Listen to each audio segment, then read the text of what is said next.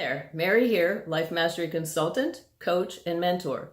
Do you find yourself asking questions like, why doesn't anyone love me? Why can't I get a job? Why is my life so messed up? Why am I so sad? And why do I have to suffer like this?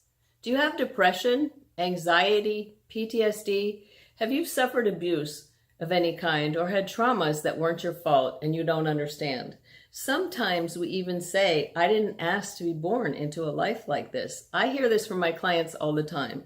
If you find yourself asking these questions or have similar thoughts, you're in victim mode, my friend. You are unconscious to the fact that you are blaming everyone and everything for your suffering. I know this because I lived there for 35 years. If you've heard my story or my previous videos, I hold no one responsible for my past fucked up life. I owned my story, but I had to hit rock bottom to take responsibility for my life. So I am here tonight so you don't have to, so you can get my message and not suffer in hell like I did for so long. You see, it's much easier than you think to change your life. But first, you must be willing to die and kill the old self off to be reborn to a new you. You must reprogram your brain. You have to retrain your thought process after you understand only you can make yourself happy and only you can change your life. You can't play the blame game. No one's going to do it for you. I realized I had no one left to blame. All the situations, my drama, chaos, broken relationships, the domestic violence situations I was in, I had to own them all. I put myself in those situations and I had to get myself out. I didn't ask for them, but my thought process was wrong, or I would have seen the red flags or not excused them or went back for more. Some of it's conditioning from childhood and the way you were treated and how you internalized it.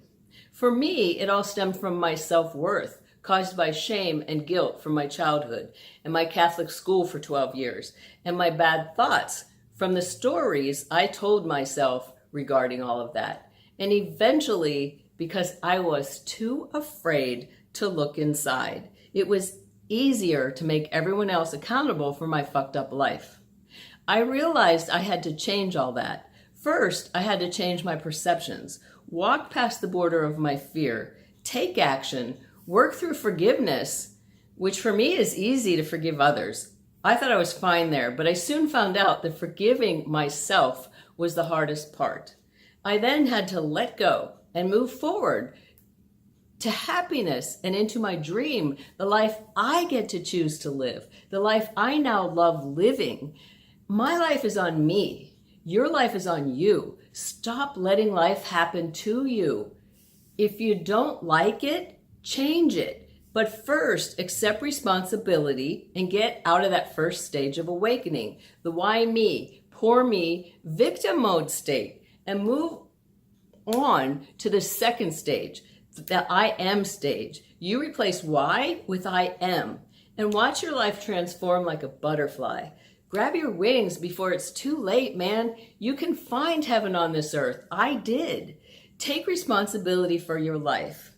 I pray this added value to you, as that's my purpose here. I'd love to hear from you. Feel free to comment below. I answer all of them. And if you're interested and serious about changing your life, feel free to email me at bodytechlifecoach@gmail.com, or you can message me on YouTube. Stay tuned to my channel, and tomorrow I will discuss the different stages of awakening into consciousness and find out what stages you are in. Thank you and good night.